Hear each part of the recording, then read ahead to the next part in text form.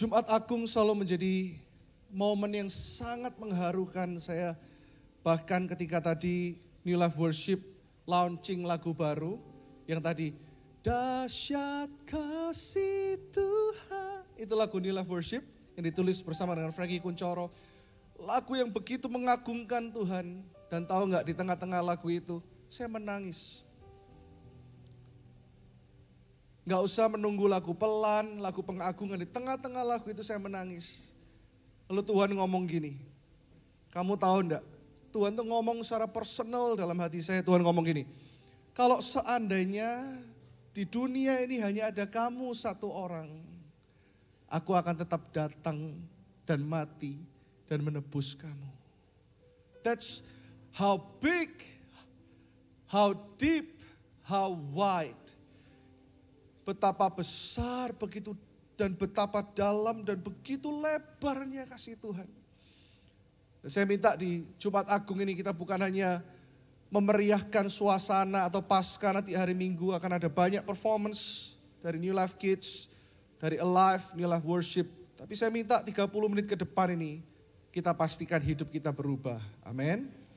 Saya dengar ya, ini kursi sudah ditambah dari awal, sudah ditambah. Jam 10 lebih 5 tadi sudah penuh. Saya berdoa jemaat bisa setiap minggu seperti ini. Yang setuju tepuk tangan lebih dahsyat buat Tuhan. Dan saya dengar juga sudah ditambah lagi 4 sub. Ya karena ini semua digabung satu kali kebaktian. Ada live, ada umum, ada New Life Kids, Young Adults. Dan saya percaya ini saatnya untuk kita bersatu hati. Bukan cuman gini, bukan cuman melihat gereja ini semakin ramai. Tetapi sungguh-sungguh kita ambil bagian untuk kita menjangkau jiwa. Youth pastor kita ngomong gini, pastor, tahu enggak? Jumlah siswa saja di Surabaya ada 300.000 loh. Siswa saja SMP, SMA. Dan belum kira-kira mungkin belum 10% yang mereka benar-benar sungguh-sungguh sama Tuhan. Masih banyak jiwa yang belum diselamatkan. Katakan kanan kiri, ayo jangan egois. Ditepuk enggak apa-apa. Tapi jangan tepuk istri orang, kata nenek berbahaya ya.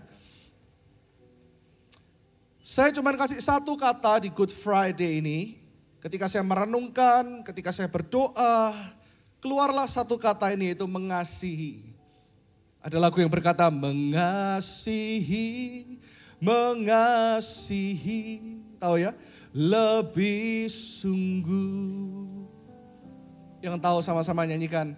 Mengasihi, mengasihi, lebih sungguh. Tuhan lebih dulu mengasihi kepadaku. Mengasihi, mengasihi lebih sungguh. Saya pernah bertemu dengan seorang misionari yang luar biasa, seorang wanita yang umurnya sudah hampir 70 tahun. Dia menyelamatkan banyak jiwa warga negara Australia. Saya ketemu dia kira-kira 13 tahun yang lalu. Lalu saya tanya, kamu sudah menyelamatkan banyak jiwa, kamu sudah pergi ke banyak daerah, kamu sudah menginjil luar biasa. Apa goal, your next goal dalam hidupmu? Apalagi yang ingin kamu lakukan? Dia cuma bilang, Pak Pendeta, hanya satu yang saya pengen terus lakukan. Saya pengen bisa mengasihi lebih sungguh. Kasih itu mengalahkan segalanya. Kasih menutupi banyak kekurangan. Dan kita lihat dari satu kisah dan satu kalimat Tuhan Yesus. Supaya Anda mengerti, kita baca dari Lukas 23 ayat 39 dulu. Bagaimana Tuhan di atas kayu salib pun dalam keadaan yang tidak berdaya karena kita. Dia bukan tidak berdaya karena dia tidak berdaya. Dia Tuhan yang dahsyat, dia Tuhan yang hebat. Tetapi dia membuat dirinya tidak berdaya. Dan masih memperhatikan seorang penjahat di sebelah kanannya. Seorang dari penjahat yang digantung itu menghujat dia. Katanya, bukankah engkau adalah Kristus? Selamatkanlah dirimu dan kami. Tetapi yang seorang menegur dia katanya, tidakkah engkau takut juga tidak kepada Allah? Sedang engkau menerima hukuman yang sama. Selanjutnya 41. Kita memang selayaknya dihukum sebab kita menerima balasan yang setimpal dengan perbuatan kita. Penjahat ini sebenarnya seperti siapa? Seperti kita yang seharusnya dihukum. Saya katakan tidak ada agama, satu agama pun yang bisa menyelamatkan, termasuk agama Kristen. Karena seharusnya kita semua dihukum oleh karena perbuatan kita. Alkitab berkata tidak ada seorang pun yang bisa selamat. Upah dosa adalah maut, dan dikatakan di firman Tuhan, semua manusia termasuk kita dulu telah kehilangan kemuliaan Allah. Semua, termasuk manusia yang saleh, termasuk manusia yang baik, semua jatuh di dalam dosa karena Adam dan Hawa, bukan? Lalu ia berkata, Yesus, ingatlah akan aku apabila engkau datang sebagai raja. Ayat 43 kita baca sama-sama dengan suara yang keras. Yuk, 1, 2, 3. Kata Yesus kepadanya, aku berkata kepadamu, sesungguhnya hari ini juga engkau akan ada bersama-sama dengan aku di dalam Firdaus. Satu ayat 43 yang menjadi ayat emas kita hari ini. Next slide berkata seperti ini. Bahasa Inggrisnya dikatakan gini. And Jesus said to him, assuredly I say to you, today you will be with me in paradise. Di atas kayu salib dia menerima seorang penjahat yang membuka hatinya. Saya barusan upload satu cuplikan khotbah yang namanya Free Will di reel saya, Anda bisa lihat. Kenapa Tuhan kasih free will? Justru karena Tuhan mengasihi kita. Tuhan kasih kehendak bebas untuk kita memilih mencintai Dia. Karena kita bukan robot. Kita bukan robot yang Tuhan mau setir untuk seluruh dunia ini percaya dengan Dia, Tuhan bisa melakukan itu. Tapi ada kuasa yang justru keluar dari hati dan kasih yang melebihi segalanya untuk manusia bisa memilih mencintai Dia. Dan penjahat ini memilih untuk percaya kepada Dia. Dan lucunya ini peristiwa yang sangat penting ketika Tuhan kita di atas kayu salib, ketika tangannya terpaku. Dia berkata kepada seorang yang dianggap paling hina, Anda tahu bahwa di zaman Romawi, di zaman Yahudi 2000 tahun yang lalu, salib adalah hukuman yang paling terkutuk, hukuman yang paling hina, hukuman yang dianggap paling tidak pantas, dan semua yang disalib adalah orang yang paling berdosa dan paling terkutuk. Penjahat ini termasuk. Dan bahkan ketika Tuhan Yesus ditangkap, ada penjahat lain yang ditulis di dalam Alkitab sangat jelas, namanya siapa? Namanya Yesus Barabas. Anda tahu siapa Barabas? Kita baca dan kita lihat bagaimana karakter seorang Barabas yang justru dibebaskan untuk supaya Tuhan Yesus ditangkap. Jadi Tuhan Yesus ditangkap, ditukarkan dengan seorang penjahat yang namanya Barabas. Kita lihat saat ini di Markus Pasal yang ke-15 ayat yang ke-7. Dan pada waktu itu adalah seorang yang bernama Barabas, katakan Barabas, sedang dipenjarakan bersama beberapa orang pemberontak lainnya. Mereka telah melakukan pembunuhan dan pemberontakan. Pembunuhan dan pemberontakan. Lebih jelas lagi ketika saya baca, siapa sih? Saya agak penasaran dengan karakter seorang Barabas. Barabas, next slide, disebutkan sebagai notorious killer. Pembunuh yang kejam, pembunuh berdarah dingin. He is famous, dia terkenal, famous for bad behavior and bad quality. Penjahat yang mungkin paling jahat, lebih dari berita-berita yang saat ini Anda lihat, yang ditangkap KPK kanan kiri yang Anda tidak nyangka. Dan kita mungkin mulai judging, oh orang itu kok kayak gitu ya. Barabas lebih daripada orang-orang itu. Dia bukan hanya pencuri, dia bukan hanya pemberontak, dia pembunuh. Dan waktu saya baca sedikit sejarahnya, orang-orang di penjara pun ingin merelakan Barabas karena Barabas ini troublemaker dalam penjara. Dalam penjara pun dia premannya para preman, penjahatnya para penjahat. Ini Barabas. Tetapi begitu lucu ya, Alkitab mencatat kejahatannya, mencatat keburukannya, mencatat kejelekannya, mencatat ini orang yang keji, ini orang yang kejam. Tapi di satu sisi dikatakan tidak ada satupun orang yang bisa menemukan kesalahan Tuhan Yesus. Jadi ada comparison itu, ada perbandingan, dikatakan Yesus ini tidak bersalah. Bahkan Pontius Pilatus pun berkata, Pilate said, aku tidak menemukan ada satu cacat yang dilakukan oleh orang ini.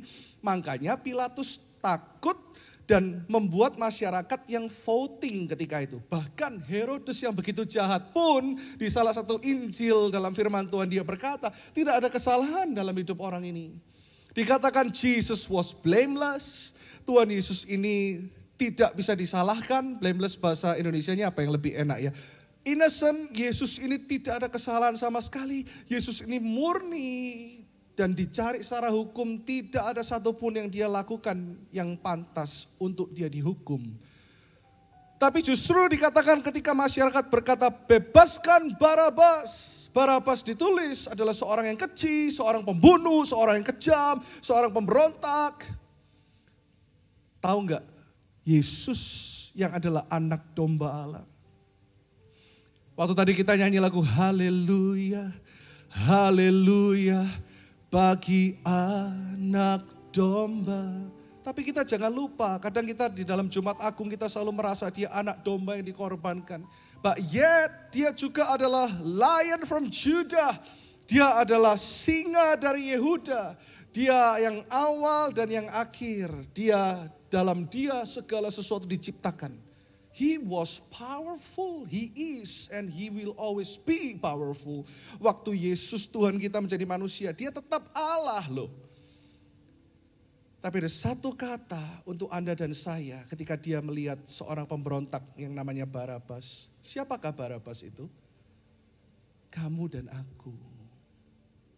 Kita semua adalah Barabas tanpa kecuali. Oh, kamu ini korupsi sehingga kamu merugikan triliunan rupiah untuk orang lain. Oh, kalau kamu, ya kamu cuman korupsi 5 jutaan ya, dosamu gak seberapa lah. Kita mulai menimbang-nimbang kita lebih baik dari orang lain. Sedangkan Tuhan berkata dosa adalah dosa. Sin is sin. Why? Karena dosa itu apapun di hadapan Allah tetap menjijikkan karena Allah terlalu kudus.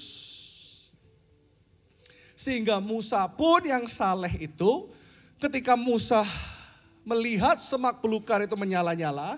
Tuhan menampakkan diri, mata Musa pun tidak bisa melihat Allah. Sebegitu kudusnya Allah kita. That's why dosa sekecil apapun menjijikkan buat Allah. Jadi kalau orang bilang Kristen tuh enak ya. Percaya saja kok selamat. Loh karena kalau tidak percaya saja, kalau ada persyaratan yang lain, kita semua burn in hell. Kita semua tidak bisa diselamatkan Bapak Ibu Saudara. That's how much, that's how big, that's how deep. Bagaimana besarnya kasih Allah. Maka dikatakan gini, karena begitu besar kasih Allah kepada dunia ini. Bukan cuma orang Kristen, bukan cuma orang saleh. Begitu besar kasih Allah akan dunia ini. Ini gak cuma ngomong soal agama Kristen. Ini ngomong soal for God so loved the world so that he gave. Karena dia sayang dan dia tahu dunia ini membutuhkan dia. Dia memberi, that's it. Kita harus terima pemberian itu. Siapapun kita, agama apapun, make sure kita punya Yesus. Karena agama Kristen gak akan pernah menyelamatkan Anda. Religion is not gonna save you. Berbuat saleh tidak akan menyelamatkan engkau. Itu pelajaran di New Life Discovery. Berarti kita gak perlu berbuat baik, salah. Karena kita diselamatkan, kita gak tahan untuk berbuat baik. Kita gak tahan untuk menjangkau jiwa-jiwa. Ada divine exchange, katakan divine exchange. Pertukaran ilahi. Yang blameless, yang innocent, yang tidak bersalah, yang tidak layak dihukum. Ini yang Barabas yang layak dihukum, yang layak digantung, yang layak disalib. Ditukarkan. Inilah Jumat Agung. Beautiful exchange. Makanya setiap kali saya nyanyi lagu ini, Anda tahu lagu ini? How wonderful. How beautiful, name above every name, exalted high. How wonderful, how beautiful, Jesus your name, name above every name. Siapa namanya? Beautiful. beautiful name. Dan saya kaget ketika melihat kenyataan kedua. Ternyata arti nama Barabas sesungguhnya. Next slide, Anda bisa baca sama-sama. Barabas artinya adalah anak dari sang bapa. Oh my gosh. Kenapa kita begitu gampang ngejudge orang, menghakimi orang? Barabas yang layak dan bahkan Pilatus pun setuju Barabas adalah orang yang sangat bengis, keji. Tetapi arti nama dia sesungguhnya adalah anak dari sang bapa. Itu juga berbicara kepada kita Bapak Ibu. Anda yang depresi selama 5 tahun ini. Anda yang terus minum obat-obatan untuk Anda bisa tidur, Xanax dan segalanya. Anda yang bahkan mungkin psikiater tapi Anda sendiri stres. Anda yang pengusaha banyak utang, Anda tidak tahu lagi bagaimana harus bayar bunga. Anda yang mungkin propertimu mau disita dan sebagainya. Anda yang saat ini rusak gambar dirinya. Anda yang mungkin sebelum Anda menikah Anda sudah berhubungan badan berkali-kali. Anda merasa tidak berharga seperti Barabas. Tapi ternyata di balik semua keburukan itu. Namamu dan namaku adalah anak dari sang Bapa. Poin yang pertama di Jumat Agung ini. Very simple. Mengasihi. Karena Tuhan Yesus terlebih dahulu mengasihi. Anda mau belajar mengasihi? Amin. Mengasihi karena terlebih dahulu Yesus Tuhan kita terlebih dahulu mengasihi. Kita baca poin yang pertama sama-sama yuk dengan suara yang keras. 1, 2, 3 apa? Mengasihi karena Tuhan Yesus terlebih dahulu mengasihi. Suatu hari saya dulu pimpin sebuah cell group, life group di Jakarta. Saya pernah saksikan ini. Dan di life group saya itu dimulai dari saya melayani Tuhan sudah 20 tahun lebih. Jangan tanya umur berapa, jangan. Nanti aja Anda cari tahu sendiri ya. Saya memulai cell group waktu saya tinggal di Jakarta dengan 1 orang, 2 orang. Saya pernah cerita itu bagaimana beberapa penyanyi Indonesian Idol, mereka bertobat, mereka gabung dengan latar belakang yang macam-macam dan berbeda-beda. Satu hal yang saya selalu ngomong kepada para leaders di tempat ini, para gembala wilayah, satu hal yang saya berani ngomong kepada Anda, belajar dari hidup saya karena saya meneladani Tuhan. Saya itu gampang terima orang. Kenapa saya gampang terima orang? Karena saya tahu saya terlebih dahulu diterima. Kenapa kita gampang memberi? Karena saya tahu saya terlebih dahulu diberi. Salah satu dari anak bimbingan kami terlibat dalam hubungan LGBT. Anyway, Anda tahu ya, LGBT itu berdosa. Ya, gereja ini enggak ngomong LGBT enggak apa-apa, no. Tapi Anda juga ingat, memfitnah juga berdosa. Kalau kita melihat orang yang masih terlibat dalam LGBT dan kita merasa dia lebih jijik daripada orang yang cuma suka bohong, kita enggak benar di hadapan Tuhan. Karena semua dosa sama loh. Kenapa kita harus menjunjung tinggi satu dosa dan merendahkan dosa yang lain? No, dosa ya dosa. Halo, that's why semua orang diterima. Tapi saya juga berdoa, kita juga berubah. Karena selamat itu sekali, bertobat setiap hari. Jadi kalau kita selamat, kelihatan pertobatannya. Gitu loh, simple ya. Nah, salah satu dari mereka saya tahu bukan salah satu, banyak sekali. Jadi kalau hari-hari ini Anda marak dengan yang namanya LGBT dari 15 tahun yang lalu, sudah marak. Cuman hari-hari ini aja di-expose. Salah satu penyanyi tersebut saya tahulah dia memang jeruk, suka sama jeruk gitu lah ya. Tapi ketika kita mendekati dia mulai kenal Tuhan, dia mulai sungguh-sungguh. Suatu hari dia kumpulkan kita untuk mengaku, dia bilang gini, aku mau mengaku dosa yang paling menjijikkan di depan kalian semua. Karena orang tuaku pun, sekalipun aku terkenal berprestasi, tapi orang tuaku pun menganggap aku ini menjijikkan. Sebelum ngomong dia nangis, dia bilang aku gak berani lihat mukanya Pak Gem, semua panggil saya Pak Gem, makanya hari ini jadi Pak Gem beneran gitu kan ya. Semuanya suruh duduk, saya mau ngomong sesuatu. Enggak ngomong-ngomong, saya bilang ya ngomong gitu. Karena dia juga orang Jawa gitu ya. Ya ngomong toh, malu lu ngomong. Saya mau khotbah ini, mau pelayanan. Cepetan ngomong, dang, saya bilang gitu ya. Bahasa Jermannya gitu pastor, dang ngomong, dang.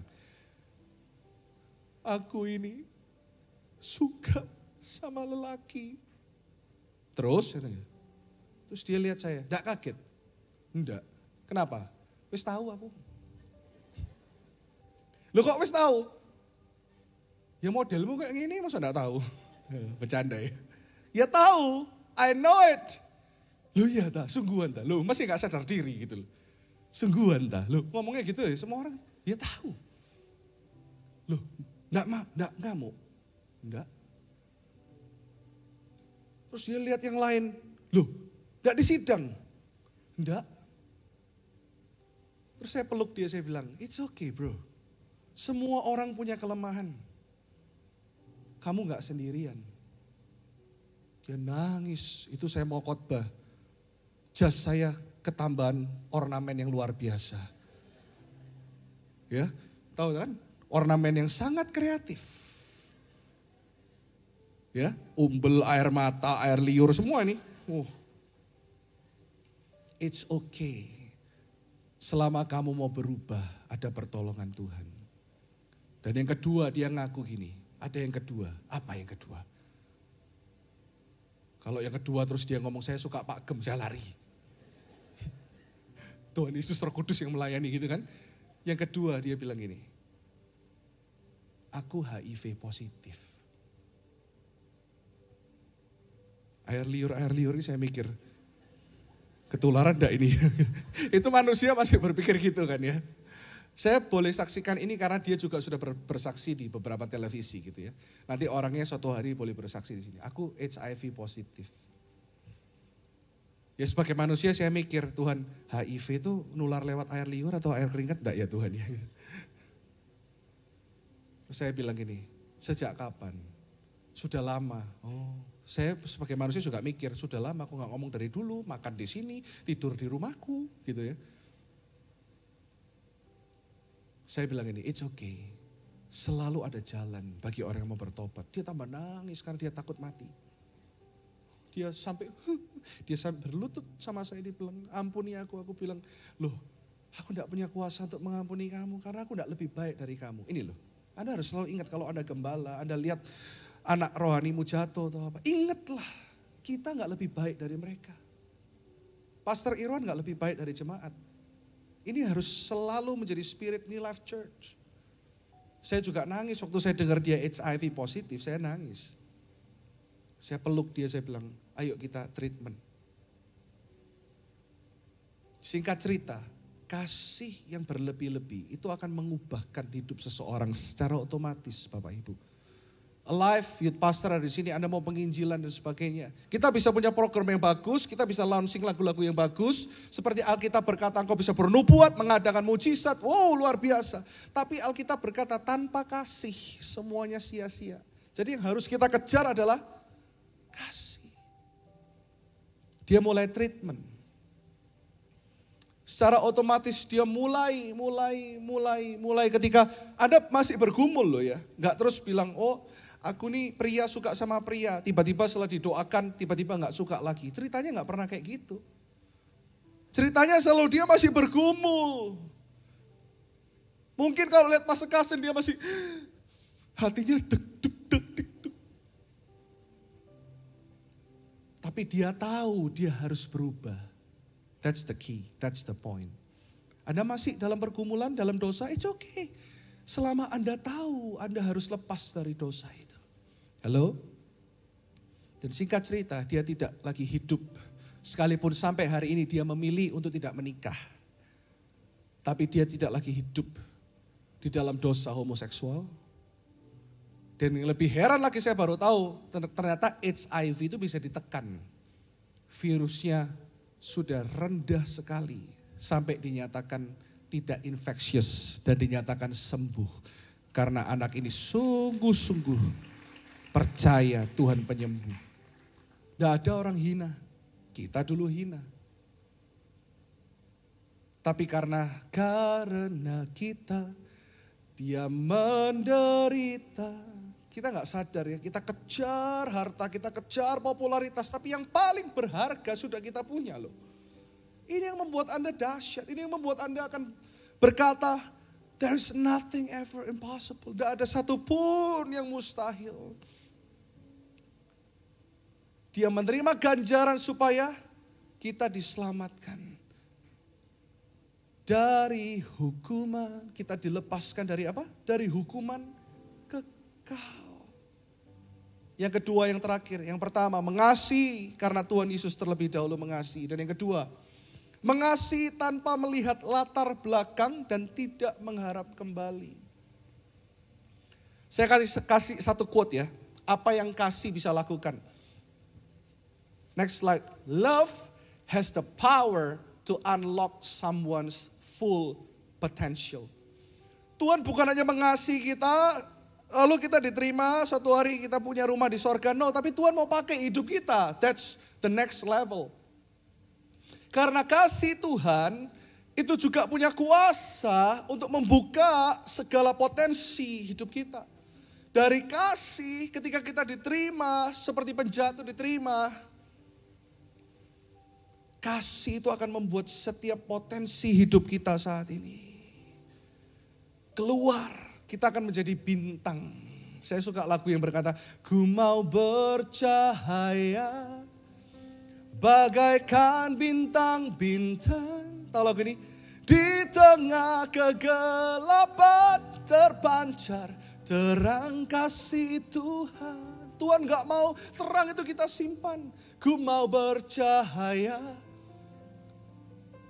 mengalir dalam gelap, menyaksikan kemurahan Tuhan. Tuhan ingin untuk kita ketika kita diselamatkan, kita menyaksikan, menceritakan perbuatan Tuhan. Lagu ini sangat mengubah hidup saya.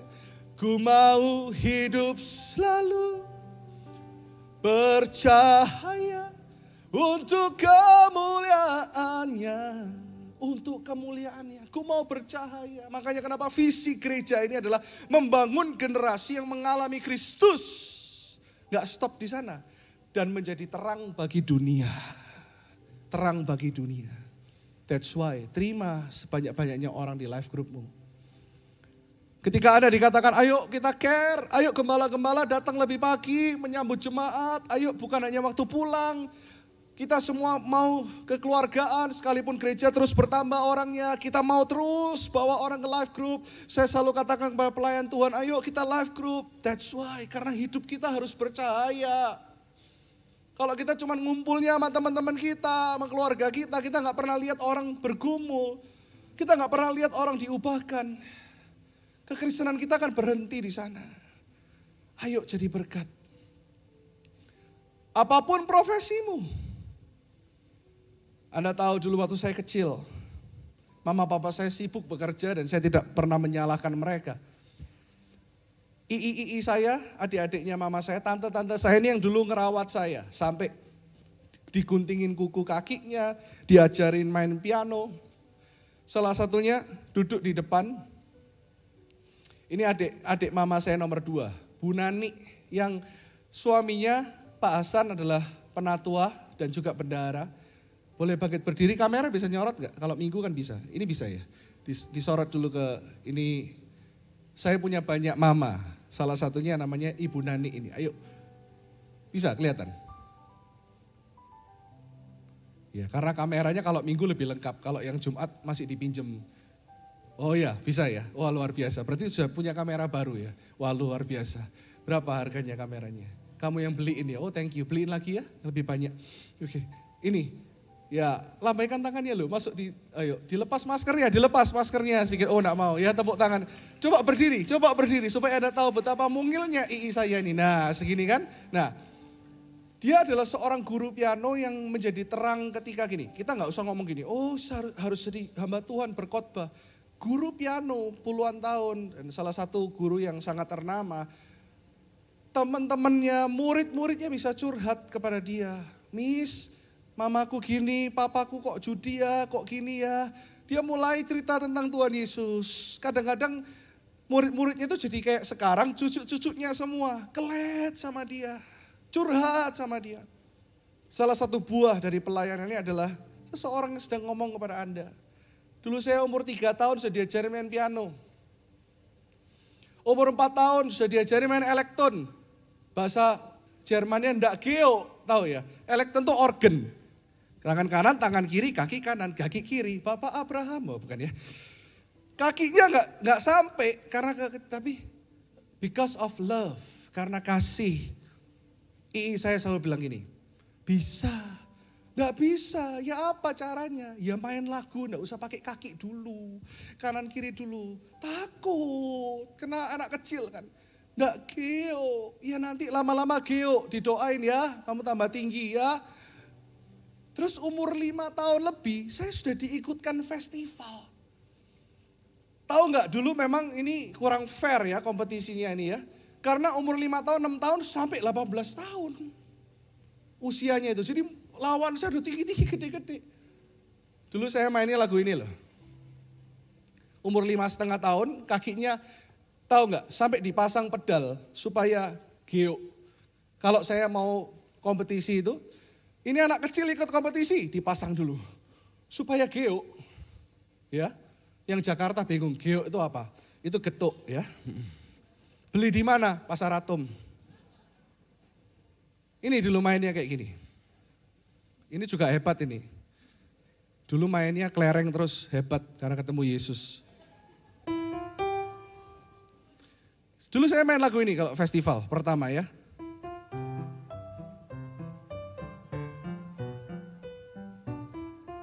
Lawan saya udah. Tapi karena ada satu orang yang believe in me, saya nangis. Tahu dulu festival pertama di mana? Delta Plaza.